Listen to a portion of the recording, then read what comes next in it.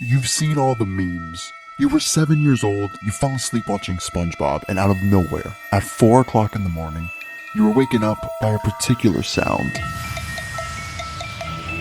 A sound that haunts you to this day, the intro to War's Lowrider. You slowly open your eyes, wondering what's going on. You turn around and see his face. A familiar, yet horrifying face. The face of George Lopez. His fictional family jumps around in midair. You're terrified. We've all experienced it. George Lopez is a weird show, and not due to the show itself. It just has a weird place in people's memories. While airing on ABC, it was moderately successful. Its 6-season run was ultimately canceled because ABC claimed it wasn't doing well financially, and then ran on syndication on Nick at Night, where it ran from 2007 till 2020, and popularity boomed more than ever. And I'm willing to bet most people watching this wouldn't have even known the show existed if it wasn't for Nick at Night. TBS acquired the series, and it now continues to live on television in syndication to this day, meaning it's been consistently on the air for over 20 years. But today, it seems like everybody knows the show, yet no one talks about the show itself. The only thing talked about is what I described, the opening theme waking you up in the middle of the night. The meme has outlasted the show itself as far as conversation goes. Even on YouTube, it's hard to come across any videos actually going into the show itself. Hell, there's more videos about the Geico Caveman Show, the series that ABC literally canceled George Lopez for, than George Lopez. So how can a series that's still getting airtime over 20 years later be talked about so little? Today, I want to take a deep dive into the show itself and why I believe it deserves more recognition for what it truly was, a great sitcom. In fact, I would go as far as to say it's one of the best of its kind. So today, let's talk about the George Lopez Show.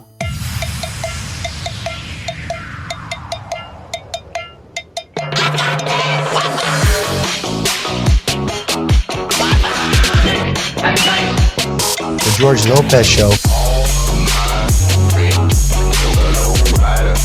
Isn't that George Lopez?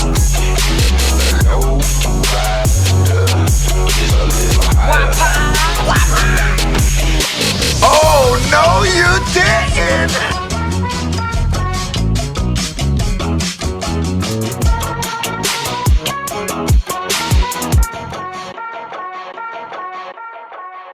That even you guys don't watch George Lopez. Sitcoms are in a weird place. It seems like the traditional sitcom as we know it is a dying form of media. In the 90s and early 2000s, we were seeing a boom of comedian-led sitcoms. Shows like Seinfeld and Everybody Loves Raymond were massive successes, lasting for years, and it seemed like the highest honor a stand-up comedian could get at that time was their very own sitcom. George Lopez was a stand-up comedian at this point for years, and he always dreamed of having his own sitcom. At this point in the media, Mexicans were often portrayed as gang members, drug dealers, or overall villains. George was always against playing roles like that. He wasn't having any luck getting his own series picked up until Sandra Bullock, of all people, heard his stand-up and decided to approach him about doing a series. Bullock sought the help of Bruce Helford, who created The Drew Carey Show and was a head writer on Roseanne, and due to his history with ABC on those shows, became a co-creator and executive producer of Lopez's show. The series, in some ways, is not much different as a ton of other run-of-the-mill sitcoms. A blue-collar working dad, a quirky yet uptight mother and wife, 2 mischievous kids, a goofy best friend, and annoying parents and in-laws.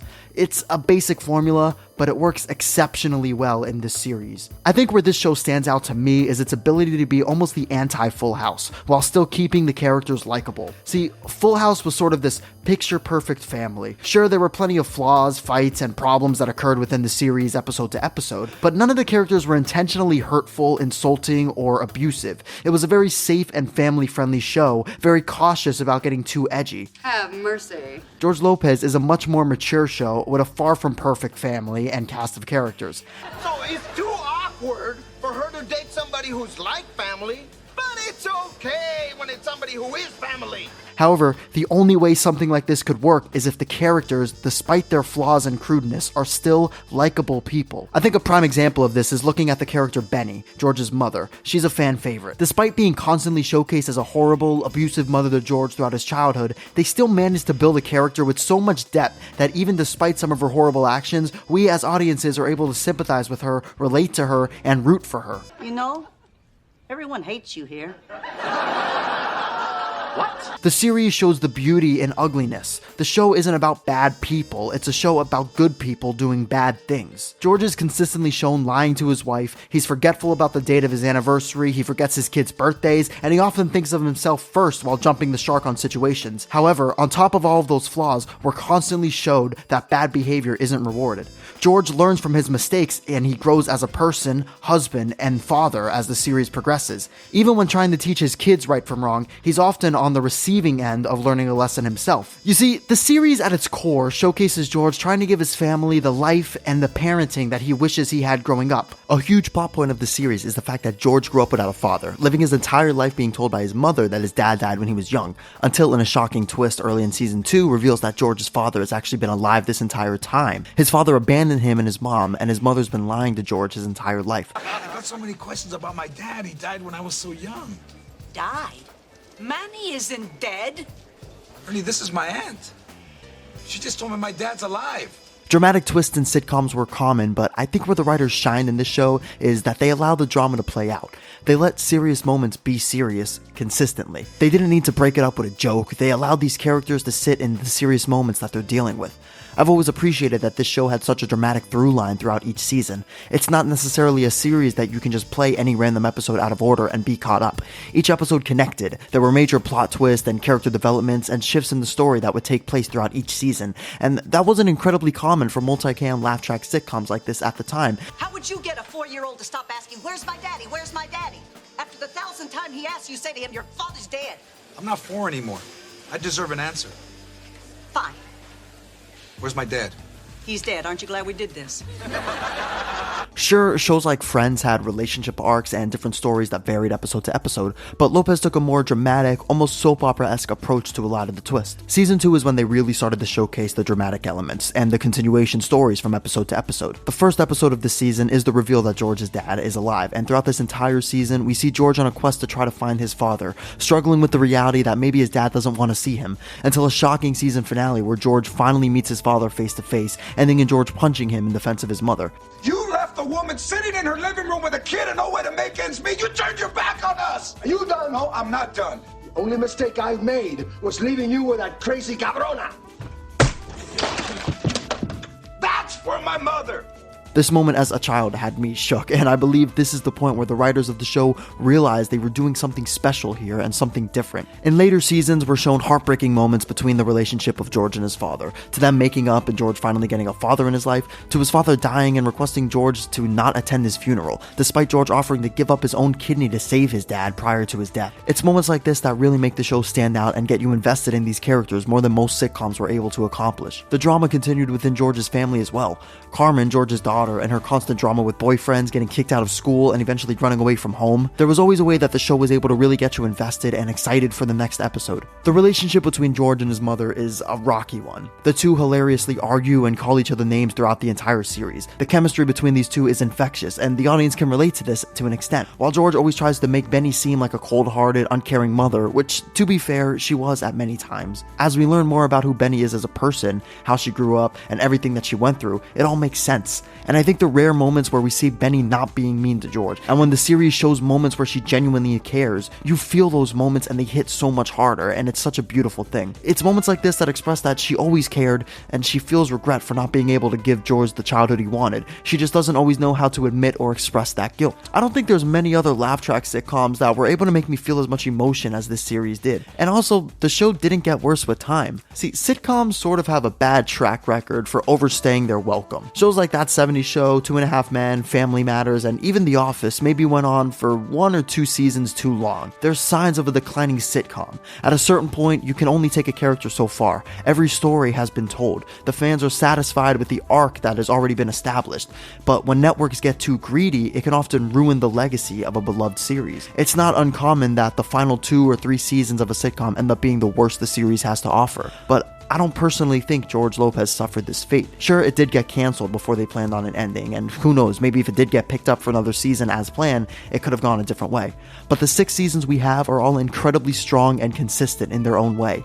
In fact, I think it even got better with time. From seasons 4 to 6, we see the addition of Vic Parmero, Angie's father, to the main cast instead of being a guest star every once in a while, and I think it was a great choice. Vic is easily one of my favorite characters in the entire series, and they did a great job exploring that character and really having fun with him and giving him his own storylines. As the kids Max and Carmen got older, the writers had so much more to work with. We saw Max getting in trouble with the law, Carmen running away from home, dealing with college and pregnancy scares. I also should mention the addition of Veronica Palmero in seasons 5 and 6. See, the final season of the series, the actress who played Carmen left the show, and they added Veronica to the main cast for the 6th season, as now she was living with George and Andy.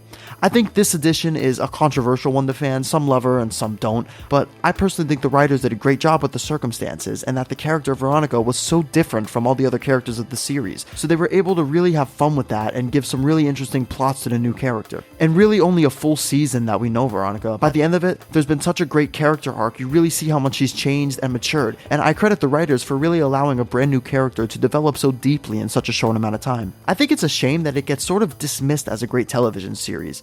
It's always just been a show that exists, when it's so much more than that. So what is the legacy? Now, as I mentioned earlier, the show was just kind of on air while it was being made. It was never a major hit while airing on ABC, which is what ultimately led to the cancellation of the series. Viewership was declining, with the first 2 seasons premiering to 9 and 10 million people, and the final season only reaching 6 million.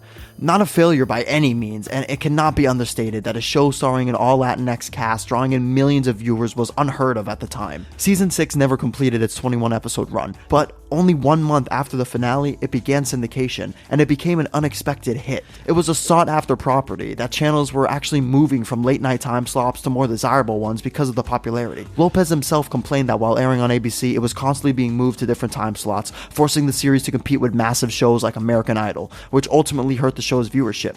But its success in syndication goes to prove that at its core, the series was there. The audience connected with these stories and with this family. They just needed a chance to watch it. The series still lives on today in syndication on TBS and ION Television, and it's now available to stream on Peacock. If you have nostalgic memories of this show like I did, go ahead and rewatch it. I think it's worth it, and I think its legacy will continue to live on for the great piece of television that it was. So, what are your thoughts of the show? What legacy does it have with you? And do you think it deserved better?